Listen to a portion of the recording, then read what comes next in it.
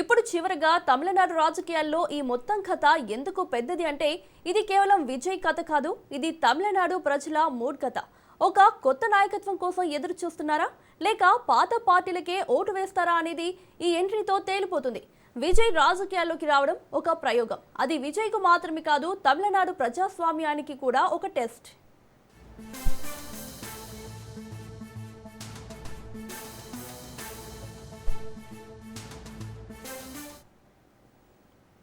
మరి ఈ టెస్ట్లో ఎవరు పాస్ అవుతారు? డిఎంకేనా, ఏఐఏడిఎంకేనా, బీజేపీనా లేక టీవీకేనా? ఇక ఇదే అంశంపై డిస్కస్ చేయడానికి మా బ్యూరో చీఫ్ రాజిరెడ్డి లైవ్లో ఉన్నారు. నమస్తే రాజిరెడ్డి గారు.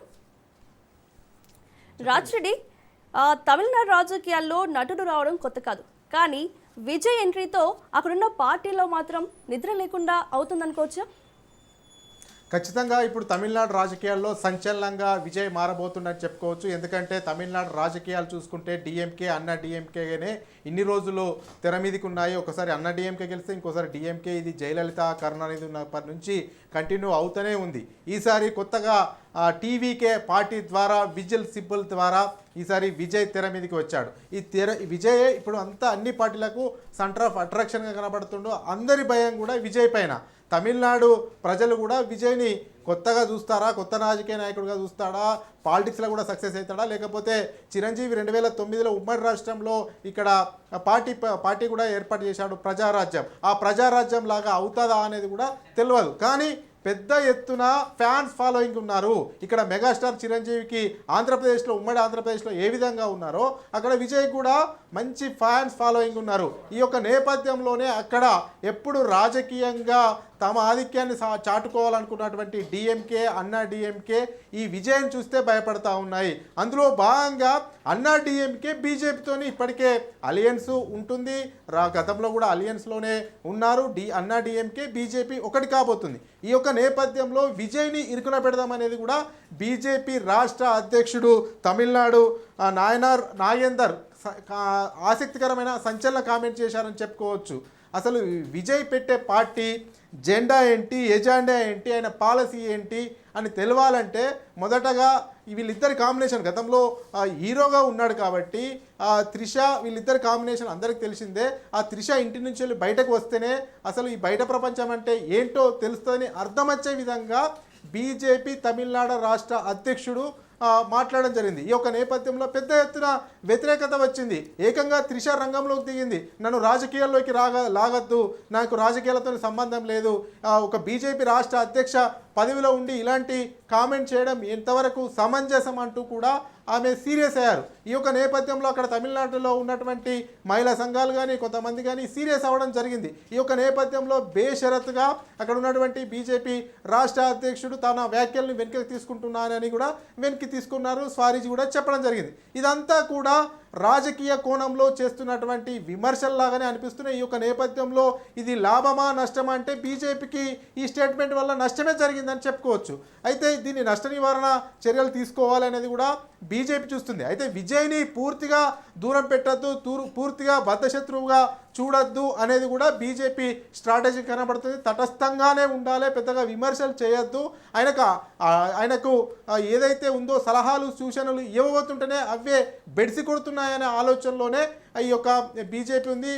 తాను ఇవ్వక నొప్పి ఇవ్వక అన్న విధంగానే అటు గట్టిగా విమర్శలు చేయకుండా ఇటు మీద విమర్శలు చేయకుండా ఏదో అడపదడప విమర్శలు చేసి ఆయన ఇరుకున పెట్టే ప్రయత్నం చేయాలని బీజేపీ చూస్తుంది. ఎందుకంటే బీజేపీకి అవకాశం ఉంటే ఈ టీవీకేను కూడా చివరి నిమిషంలో వాడుకునే అవకాశాలు కనబడుతున్నాయి. ఎందుకంటే దక్షిణ భారతదేశంలో బీజేపీ ఇప్పుడు ఎదురయ్యే ఎన్నికలు తమిళనాడు కాబట్టి ఆ తమిళనాడు ఎన్నికలను అత్యంత ప్రతిష్టాత్మకంగా తీసుకుంటుంది. అయితే అన్నా డిఎంకే కూడా ఉంది కాబట్టి ఈ యొక్క నేపథ్యంలో అన్నా డిఎంకేను కూడా పెద్దగా విమర్శలు చేయకుండా అన్నా డిఎంకేను కూడా డిఎంకే మీదనే విమర్శలు చేసే ప్రయత్నాలు చేస్తుంది.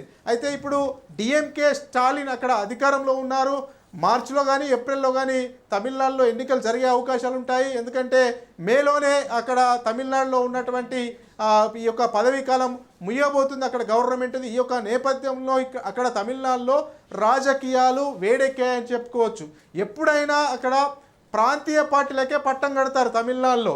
ఎప్పుడు చూసుకున్నా డిఎంకే అన్న డిఎంకే. గతంలో చూసుకున్నట్టయితే కరుణానిధి కానీ లేకపోతే జయలలిత కానీ వీళ్ళే ముఖ్యమంత్రులుగా చలామణి అవుతుండే. ఆ తర్వాత ఇప్పుడు స్టాలిన్ ఆ డిఎంకే నుంచి ఉన్నారు. ఈ యొక్క నేపథ్యంలో ఇప్పుడు ఇక్కడ ఆసక్తికరమైనటువంటి అంశం ఏంటి అంటే డిఎంకే అధికారంలో ఉంది, 5 సంవత్సరాలు ఉంది. 5 సంవత్సరాలు ఉన్న తర్వాత ఎవరికైనా ఈ యాంటీ ఇన్కంబెన్సీ ప్రజా వ్యతిరేకత అనేది వస్తుంది ప్రభుత్వం మీద.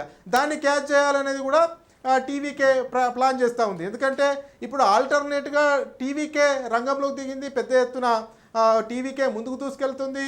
ఏకంగా బహిరంగ సభలు పెట్టినప్పుడు తొక్కిసలాట అయింది, కొంతమంది చనిపోయారు. దాని మీద సిబిఐ విచారణ కూడా చేశారు. అయితే సిబిఐ విచారణ చేసినటువంటి నేపథ్యంలో ఇప్పుడు డిఎంకే ఆలోచన కూడా ఉంది, ఈ సిబిఐ విచారణ వల్ల మాకు లాభమా నష్టమా, సిబిఐ విచారణను ఏ రకంగా విజయ్ తీసుకెళ్తాడు, ఇదంతా పొలిటికల్ స్ట్రాటజీ ప్రకారమే తీసుకెళ్తారు. రాజకీయ నాయకుడు ఏంటంటే రాజకీయాలే చేస్తాడు ఫక్తు. అందులో భాగంగానే విజయ్ కూడా ఇక రానున్న రోజుల్లో విమర్శలకు పదులు పెట్టే అవకాశాలు ఉంటాయి. మా మీద సిబిఐ ఎంక్వైరీ వేశారు, మా మీద కుట్రలు కుతంత్రాలు చేస్తున్నారు, మా పార్టీ ఎదిగే టైంన ఇంకా ఇబ్బందులు పెట్టాలని చూస్తున్నారు, ఎలాంటి ఇబ్బందులకు అదిరేది లేదు బెదిరే లేదని చెప్పే ప్రయత్నం విజయ్ చేస్తాడు. ఇది ఈ రకంగా చూస్తే డిఎంకే గుండెల్లో కూడా గుబులు పుడుతుంది. ఎందుకు గుబులు పుడుతుంది అంటే ఎక్కువ టీవీకేను టార్గెట్ చేస్తే, విజయ్ పార్టీని టార్గెట్ చేస్తే యాంటీ ఇన్కంబెన్సీ అంతా కూడా సానుభూతిగా మారి అతనికి అవకాశం వచ్చే విధంగా ఉంటుంది కావచ్చు అనేది కూడా కంగారు పడుతుంది. ఈ యొక్క నేపథ్యంలో కాస్త స్ట్రాటజీని చేంజ్ చేయడానికి కూడా డిఎంకే అడుగులు వేస్తుందని చెప్పుకోవచ్చు. ఓవైపు అన్నా డిఎంకేను, ఓవైపు విజయ్ని సమంగా విమర్శలు చేయడము, సమంగా టార్గెట్ చేయడం వల్ల యాంటీ ఇన్కంబెన్సీ ఒక సైడ్ స్ప్లిట్ కాదు, అటు ఇటు ఇంత స్ప్లిట్ అవుతుంది. అదేవిధంగా ప్రభుత్వ పథకాలు అందిన ఓట్లు మా వాటికి మాకు పడతాయి కాబట్టి మళ్ళీ మాకు డోకా లేదనేది కూడా డిఎంకే ఆలోచన కనబడుతుంది. ఈ యొక్క నేపథ్యంలో మొత్తం ఈ ఉన్నటువంటి తమిళనాడులో ఉన్నటువంటి రాజకీయ పార్టీలంతా కూడా పూర్తిగా విజయ్ మీద కాన్సన్ట్రేషన్ చేసినట్టు కనబడుతుంది. విజయ్ కింగ్ మేకర్ అయ్యే అవకాశాలు ఉంటాయి కావచ్చు అనేది కూడా రాజకీయ విశ్లేషకులు భావిస్తున్నారు. ఈ యొక్క నేపథ్యంలో ఎవరికి వాళ్ళు కొత్త రకమైనటువంటి స్కెచ్లు వేస్తున్నారు. అందులో భాగంగా అన్నా డిఎంకే కూడా ఒక రకంగా డిఎంకే మీదే టార్గెట్ చేస్తూ విమర్శలు చేయడానికి ప్రయత్నం చేస్తుంది. ఎందుకంటే విజయ్ పార్టీ మీద విమర్శలు చేస్తే అది కూడా ఆయనకే సానుభూతి పెరిగే అవకాశం ఉంటుంది. అన్ని పార్టీలు టార్గెట్ విజయ్ పైన చేస్తే విజయ్ అక్కడ ప్రజల మనసును గెలుచుకునే అవకాశాలు ఉంటాయనేది కూడా పెద్ద ఎత్తున భావిస్తున్నారు. ఈ యొక్క నేపథ్యంలో అసలే తమిళనాడులో అంటే ఎమోషనల్ పాలిటిక్స్కు పెట్టిన పేరు. అక్కడ ఆవేశాలు, కోపాలు, ఉద్రిక్తాలు ఇవన్నీ కూడా ఉంటాయి. గతంలో కూడా మనం చూసుకున్నాము, జయలలిత ముఖ్యమంత్రి ఉన్నప్పుడు కరుణానిధిని జైలు వేసేది, కరుణానిధి ముఖ్యమంత్రి ఉన్నప్పుడు జయలలితలో వేసేది, జైల్లో పెట్టేది. ఈ యొక్క నేపథ్యంలో అక్కడ తమిళనాడులో ఈట్ను పుట్టిస్తాయి పాలిటిక్స్. అయితే ఇప్పుడు ఎటు అడుగులు వేయాలో, ఎటు స్కెచ్లు వేయాలన్నా కానీ మొత్తం విజయ్ మీదనే, విజయ్ కేంద్ర బిందువుగానే ఈ యొక్క రాజకీయాలు తిరుగుతున్నాయని మనం చెప్పుకోవచ్చు. మొత్తానికి చూసుకున్నట్టయితే డిఎంకే స్టాలిన్ ఇప్పుడు అధికారంలో ఉన్నాడు. డిఎంకే ఒకటైతే కసరత్తు చేస్తుంది, ఎట్టి పరిస్థితుల్లో మా ఓట్లను స్ప్లిట్ కానివ్వకూడదు, ఓట్లు చీలిపోకూడదు అంటే ఒకే పార్టీ పైనే టార్గెట్ చేయకూడదు.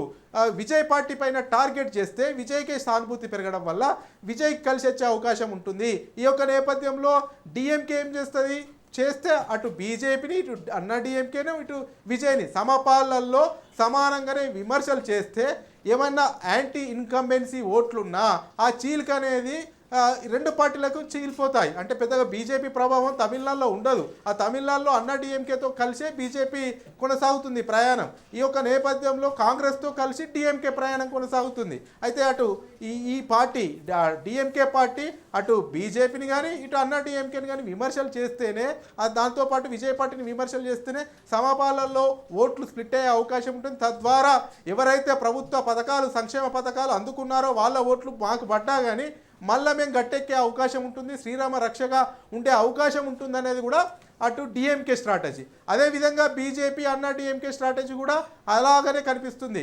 పెద్దగా విజయ్ని విమర్శించకూడదు, విజయ్ని ఎంత విమర్శిస్తున్నావో అంతే డిఎంకేని విమర్శించాలి. విజయ్నే టార్గెట్ చేస్తే అది లాభం కన్నా నష్టమే జరుగుతుంది. కాబట్టి ఆచితూచి వ్యవహరించాలి అని అటు అన్నా డిఎంకే అటు బీజేపీ కూడా స్ట్రాటజీగా కనబడుతుంది. ఈ యొక్క నేపథ్యంలో మొత్తము ఫోకస్ అంతా విజయ్ మీద పడ్డది. అందులో భాగంగానే బీజేపీ రాష్ట్ర అధ్యక్షుడు విజయ్ ఎజెండా ఏంది, జెండా ఏంది, అతని పాలసీ ఏంది, ఇవన్నీ బయటకు వచ్చి త్రిష ఇంటి నుంచి బయటకు వచ్చి చెప్పాలన్నారు. దీనివల్ల పెద్దగా బీజేపీకే డ్యామేజ్ అయినట్టు అనిపిస్తూ ఉంది. ఈ యొక్క నేపథ్యంలో ఏ రకంగా డ్యామేజ్ కంట్రోల్ చేసుకోవాలనేది బీజేపీ ఉంది. అదేవిధంగా ఇప్పుడే ఎన్నడూ ఆ రాజకీయాల గురించి మాట్లాడినటువంటి త్రిష కూడా ఇదంతా కూడా వ్యక్తిగతంగా కామెంట్ చేయడం కరెక్ట్ కాదు, పాలిటిక్స్లో నేను లేను, నన్ను విమర్శించకూడదు, నేను ఏ రాజకీయ పార్టీలో కూడా జైన్ కాను అనేది కూడా ఆమె కూడా స్పష్టం చేస్తుంది. ఈ యొక్క నేపథ్యంలో మొత్తం తమిళనాట రాజకీయము ఇంకో 2-3 నెలల్లో ఎన్నికలు జరగబోతున్నాయి కాబట్టి ఎటు వెళ్ళి ఎటు వస్తుందో అనేది కూడా అన్ని పార్టీలు ఆచి తూచి జాగ్రత్తగా అడుగులు వేస్తున్నాయి. మొత్తానికైతే విజయ్ పైన చేపించే సిబిఐ ఎంక్వైరీ వల్ల లాభం జరుగుతుందా నష్టం జరుగుతుందా అనే బేరీజును కూడా అటు రాష్ట్రంలో అధికారంలో ఉన్నటువంటి డిఎంకే వేసుకుంటుంది, అటు కేంద్రంలో ఉన్నటువంటి అధికారంలో ఉన్నటువంటి బీజేపీ వేసుకుంటుంది. ఈ యొక్క విచారణ పేర్లతో విజయ్ని వేధిస్తే అంటే ఇది విచారణ లీగల్ ఇష్యూగా చూస్తారా ప్రజలు, లేకపోతే రాజకీయ కోణంలో చూస్తారా? అంటే ఆల్మోస్ట్ విజయ్ పార్టీ విజయ్ అధ్యక్షుడిగా ఉన్నటువంటి టీవీకే కార్యకర్తలు నాయకులు క్షేత్రస్థాయి నుంచి రాష్ట్ర అధ్యక్షుడి వారికి ఏం తీసుకెళ్తారు ప్రజల్లోకి, ఇదంతా రాజకీయ కక్ష సాధింపు చర్యల్లో భాగమని తీసుకెళ్తారు. ఇదంతా రాజకీయంగానే ప్లస్ అవుతుంది. కాబట్టి ఇక నుంచి విజయ్ పైన ఫోకస్ తక్కువ చేస్తేనే, విజయ్ మీద సెంటర్ ఆఫ్ అట్రాక్షన్ లేకుండా విమర్శలు చేయకుండా ఆయన మీద ఫోకస్ తక్కువ చేస్తేనే లాభం జరిగే అవకాశాలు ఉంటాయని అటు డిఎంకే కానీ అటు కాంగ్రెస్ కానీ ఇటు అన్నా డిఎంకే కానీ ఇటు బీజేపీ కానీ ఈ యొక్క మిత్రపక్షాలు ప్లాన్ చేసే అవకాశం ఉంటుంది. ఒకవేళ మ్యాజిక్ ఫిగర్ ఎవరికి రాలేదనుకో అప్పుడు విజయ్ కీలకంగా మారబోతాడు. విజయ్ని అటు డిఎంకే కాంగ్రెస్ వైపు గుంజుకుంటుందా, లేకపోతే అన్నా డిఎంకే బీజేపీ వైపు మళ్లించకపోతుందా, లేకపోతే విజయ్తోనే వీళ్ళు కలుస్తారా? ఇవన్నీ కూడా అంతు చిక్కనటువంటి ప్రశ్నలు, అంతు చిక్కనటువంటి సమాధానాలు. కాబట్టి రానున్న ఎన్నికల వరకు విజయ్ పైన తక్కువ ఫోకస్ చేసి మిగతా పార్టీలపైనే ఎక్కువ ఫోకస్ చేయాలని అటు డిఎంకే అనుకుంటుంది, అటు అన్నా డిఎంకే అనుకుంటుంది, అటు బీజేపీ అనుకుంటుంది, అటు కాంగ్రెస్ అనుకుంటుంది. ఈ మొత్తానికి చూసుకున్నట్టయితే రసవత్రంగా తమిళనాడు రాజకీయ ముఖ చిత్రం మారిందని చెప్పుకోవచ్చు. Mounika. Right Raj Reddy, thank you. ఇది వాళ్ళ special discussion. Keep watching Raj news.